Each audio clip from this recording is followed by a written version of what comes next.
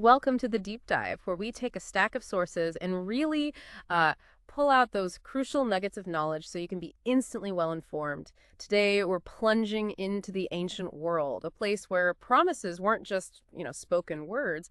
They were forged in rituals, rituals so binding they could literally determine life, death, or even destiny.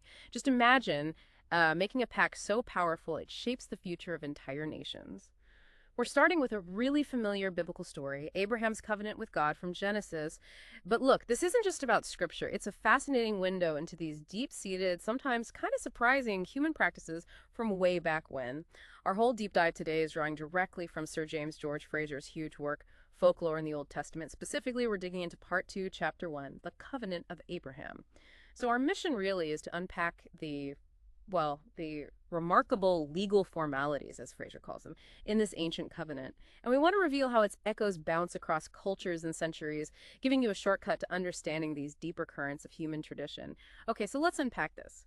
This pivotal moment, right? God assures Abraham of his future grandeur, his glory. And this divine promise, it's not sealed with a handshake. No, it's this incredibly specific, vivid ritual. According to Genesis, God tells Abraham, take me a heifer of 3 years old, and a she-goat of 3 years old, and a ram of 3 years old, and a turtle dove, and a young pigeon. So Abraham takes these animals, he cuts the larger ones right in two, and lays each half opposite the other. But crucially, he does not divide the birds. Interesting detail. Then he has to drive away these scavenging birds of prey that swoop down on the carcasses. You can almost see it. And as the sun starts to set, Abraham falls into this deep sleep, and a horror, great darkness, that's the phrase, falls upon him. Then in the pitch dark, a smoking furnace and a flaming porch, which signify God's presence, they pass between the pieces of the animals. That's how the covenant is proclaimed. It's powerful, almost cinematic. It really is. And what's fascinating here, I mean, this isn't just some isolated biblical event, this ritual of cutting a covenant. It was a deeply embedded, almost universally understood practice in ancient Hebrew law. We know from the prophet Jeremiah, for example, that it was the custom for contracting parties to cut a calf in two and then pass between the pieces. In fact, the literal Hebrew phrase for making a covenant is to cut a covenant. That's not just, a linguistic quirk. It points to a very real, very physical act. So this cutting isn't just a figure of speech then. It's literally what they did. And you mentioned it wasn't just the Hebrews doing this. How widespread was this specific kind of ritual? Are there other, really striking parallels? Exactly. It was literal. And this visceral act, it had echoes all over the ancient world. In ancient Greece, for instance, they actually spoke of cutting oaths or cutting a treaty. Think of Agamemnon, right? Before leading the Greeks off to Troy, a soothsayer brings a boar into the marketplace, divides it east and west.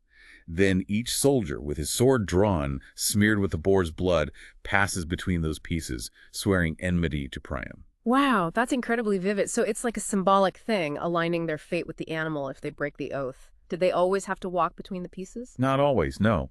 There was even a Greek variation where instead of passing between the pieces, the person taking the oath would actually stand on them. Like in trials before the Areopagus in Athens, the accuser swore his oath while standing on the pieces of a sacrificed boar, ram, and bull, and Tyndareus, Helen's father. He made all her suitors swear an oath to defend whoever she chose by sacrificing a horse, cutting it up, and having them all stand on the pieces while they swore. Standing on the pieces, that's another layer entirely. It is. But maybe one of the most graphic and explicit examples comes from an Assyrian inscription. It records Ashur-Nirari's oath to Mati-Ilu. And it states quite bluntly, this head is not the head of the he-goat. It is the head of Mati-Ilu. And if he breaks the oath, it says, as the head of this he-goat is cut off, so shall the head of Mati-Ilu be cut off. Same warning applies to his foot. I mean, this wasn't subtle symbolism. It was a direct, visceral threat. Break the oath, and this happens to you. Wow. Yeah, that leaves absolutely nothing to the imagination. Okay, so here's where it gets really interesting for me. This isn't just a Near Eastern thing or Mediterranean. These similar ceremonies, sometimes with really startling parallels, they pop up in totally diverse cultures all across the globe. It highlights this kind of shared human impulse to make agreements truly binding. So beyond the ancient Near East, what are some other key examples? Where else do we see this? Oh, it's widespread. And we see incredibly rich examples, even, relatively recently in historical terms. Take the Wachaga, they're an East African tribe. Look at their peace treaty ceremony. Warriors from 2 districts gather in a circle. A long rope is stretched around them, and a kid goat is carried with it. Then 2 uncircumcised lads, and importantly, they're childless, symbolizing infertility, which for the Wachaga is the greatest curse. They carry the rope and the kid around the whole assembly. Then an old man steps up and cuts both the rope and the kid clean in two with a single stroke. And he sprinkles the Covenanters with the spouting blood. Goodness. And what are the curses they actually speak? That must be intense. Oh, incredibly intense. They recite these powerful curses like, may I be split in two like this rope and this kid, and may I split in two like a boy who dies without begetting children. Mm-hmm. So they're directly linking breaking the oath to infertility, to having no descendants. They also invoke curses on their cattle, but also blessings for fidelity. It's incredibly elaborate and deeply symbolic. That's profound, isn't it? Connecting the ritual directly to the community's deepest fear, the end of their line. Are there other standout examples that really hammer home how common this was? Absolutely. The Nandis, who are neighbors to the Wachaga, they have a similar ceremony. They take a dog, cut it in half. Delegates from each side hold the pieces and swear peace. And then a third man pronounces, may the man who breaks this piece be killed like this dog. Very direct. Yeah. And then way over in Sumatra, among the Batas, chiefs making peace would kill a pig or a cow, tear out the heart while it was still beating, chop it up, and each chief would eat a small piece. And while eating it, they'd vow, if ever I break my oath, may I be slain like this beast, and may I be eaten as its heart is now eaten. Eating the heart. Wow. It's truly amazing how widespread these practices were. Variations on a core theme, right? Across continents. You mentioned Molutians cutting oxen, the Malagasy spearing the calf for allegiance. It just keeps going. It really drives home this shared human need to bind agreements with something profound, something visceral. It really does. And, this naturally raises the question, what's the deep meaning behind these practices? They seem pretty grisly on the surface. Sir James George Frazer, building on work by scholars like W. Robertson Smith, actually proposes two theories. And they're not mutually exclusive, they're complementary. Okay, the first one is the retributive theory. This is probably the most straightforward way to look at it. Basically, the killing and the cutting up of the victim is symbolic of the violent punishment, the retribution, that will hit anyone who breaks the covenant or violates the oath. You break the promise, you end up like the animal. You perish. And lots of groups explicitly state this. We just heard the Wachaga. May I be split in two like this rope and this kid, the Nandi. May the man who breaks this piece be killed like this dog. Yeah. The message is crystal clear. Break the oath and you become the victim. Okay, that seems pretty clear-cut. Pardon the pun. Break the oath and you die, just like the animal. But is there more to it than just, fear of punishment? Well, that's exactly where the second theory comes in. The sacramental or purificatory theory. This was championed by W. Robertson Smith. And this idea suggests the practice isn't just about punishment. It might be more about protection or ritual purification. Passing between the pieces could symbolize being taken within the mystical life of the victim, as Frazer puts it. Think of it like spiritually binding yourself to the animal's essence, or maybe inheriting some kind of protective quality from it. Protection. How does that work? Well, we actually see examples where animals are bisected purely for purification, completely separate from making covenants. In ancient Bahusha, for example, cutting a dog in two and having people pass between the pieces was a known form of public purification. Macedonian armies did something similar before battle marched between the halves of a bisected dog to purify themselves. Huh. So the act itself had other uses. Exactly. But the protective idea is maybe most strongly confirmed by the modern Arabs of Moab, or at least modern when Frazer was writing. During public calamities like cholera or a drought, families would sacrifice a sheep, cut it in two, hang up the pieces, then all the family members pass between the pieces, sometimes multiple times. And they explicitly state this is a ransom meant to drive away evil or jinn. It's a protective measure, definitely not about retribution for a broken oath. They actually say, this is our ransom for us and for our flocks. They believe the sacrifice meets and combats the bad stuff. So Frazer's crucial insight here is that the ancient Hebrew custom, given how closely it resembles this Arab practice and their shared Semitic roots, probably stemmed from a similar idea. It was likely about purification or protection, not just retribution. Right, so it's potentially layered, not just don't break the oath or else, but also pass through this and be protected or somehow united. No. If it's about protection and connection, how does that actually work, like on a deeper, almost magical level? Well, if you connect this to the bigger picture, the underlying principle often seems to be something like a blood covenant, or what Frazer calls sympathetic magic. Robertson Smith's sacramental interpretation basically argues that by passing between the pieces, people are united with the animal and with each other through this bond of common blood. The animal's blood acts as a kind of substitute for human blood in a traditional blood covenant. And the act itself, passing through a carcass or between halves that might still be connected by, say, the intestines, it reinforces this idea of physical identification with the animal.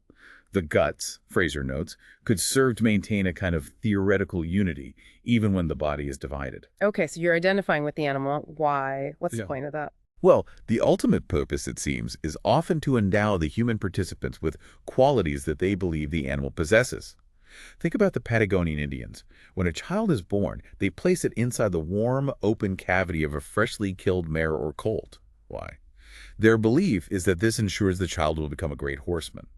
That's a really powerful, tangible example of sympathetic magic in action. You absorb the qualities. Okay, I see, Right. like transferring the horse's skill. Exactly.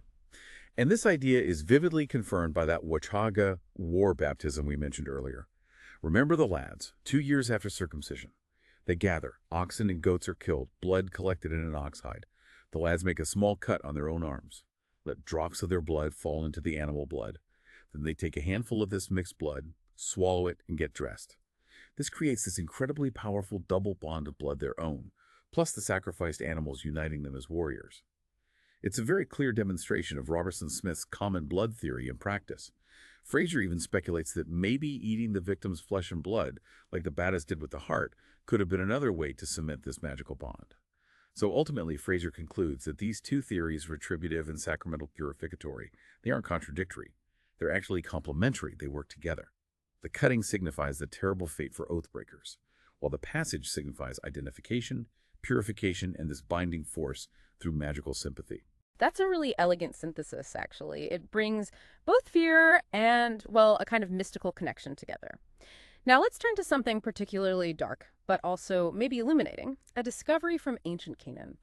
During excavations at Gezer in Palestine, Professor Stuart McAllister unearthed something chilling. It was a burial chamber.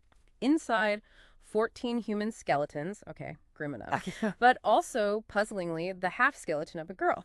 This chamber, it was cylindrical, cut into rock, probably an old cistern. The girl, maybe 14 years old, had been cut, or maybe sawn, right through the middle around the 8th thoracic vertebra. The other skeletons were all male, likely, from a pre-Israelite Canaanite group. And this find has to be seen alongside other grim discoveries in the area, right? Like those infant skeletons found in jars under temple floors at Gezer and Tanakh. Those are widely thought to be sacrifices of firstborn children. Yes, and this Geezer raises a really tough question. Why was this human victim bisected? What does this tell us about Canaanite practices? One interpretation that often comes up is the foundation sacrifice theory. The idea here is that victims were buried under foundations to somehow impart strength and stability to the building, or maybe to guard it against enemies. We do have parallels for that, like the Fijians, who apparently buried men alive in the post holes when building a chief's house, believing their sacrifice compelled the gods to make the house stand firm. That makes a certain kind of horrible sense. But for a half skeleton, how would half a girl make a wall strong? That's precisely Frazer's critique. He asks, pretty pointedly, of what use would half a boy and half a girl be for such a purpose? How could walls stand firm on lads and lasses who had no legs? He argues that theory just doesn't fully explain the bisection, or why it was specifically a girl, and potentially a boy given other finds. So Frazer's preferred explanation for the Gezer find is the covenantal theory. He suggests the girl, and perhaps others, were slain and cut in two as part of ratifying a covenant. The covenanters would then pass between the pieces, just like in the Abrahamic ritual and others we've discussed. Connecting it back to the covenant ritual. Exactly. And this is where that Wachaga parallel we talked about becomes so incredibly important again. Remember, they have this even more ancient alliance ritual involving both a boy and a girl. The boy and girl are led around the assembled group, then cut in two right through the middle. The four halves are buried at the boundary between the two districts, and the representatives walk over the grave. And the implied curse there is incredibly powerful. Anyone who breaks the oath, their life might be cut in two, and crucially, they might perish without offspring. For Semitic peoples, where having children was paramount, this was just about the most devastating curse imaginable. So this Wachaga parallel potentially explains not only why the victims at Gezer were bisected, but maybe why it was specifically a young girl, and possibly a boy associated with another half elsewhere. Frazer even speculates maybe the missing lower halves of the Gezer victims were carried away by the other party to the covenant as a kind of guarantee, just like the Wachaga divide their cut rope between the two sides. It's a chilling interpretation, but it fits the evidence in a way the foundation sacrifice theory doesn't. It is chilling and disturbing to think of human sacrifice being used this way. But it does provide a kind of grim logic to that strange find accuser. So what's the broader concept here that seems to tie many of these rituals together? This idea of a life for a life, substitution. That's exactly it. It's the principle of vicarious sacrifice, where an animal, or tragically, sometimes a human, is offered as a substitute for another human life. Among the Arabs of Moab and the Syrian peasantry, Frazer notes, there's this specific term, feidu. It literally means that which redeems the other in place of the other, substitute for the other. And it's used in rituals to prevent disease or suffering, or even to redeem a new house from needing a human death. There was a saying, apparently, every house must have its death, a man, woman, child, or animal. The sacrifice provides that death vicariously. So you sacrifice the animal instead of a person. Precisely. For children, for instance, they might make a sacrifice in the courtyard, drop some blood on the child's forehead and nose, and explicitly state it redeems the child. There's another really striking example from Baghdad Muslims that Frazer cites.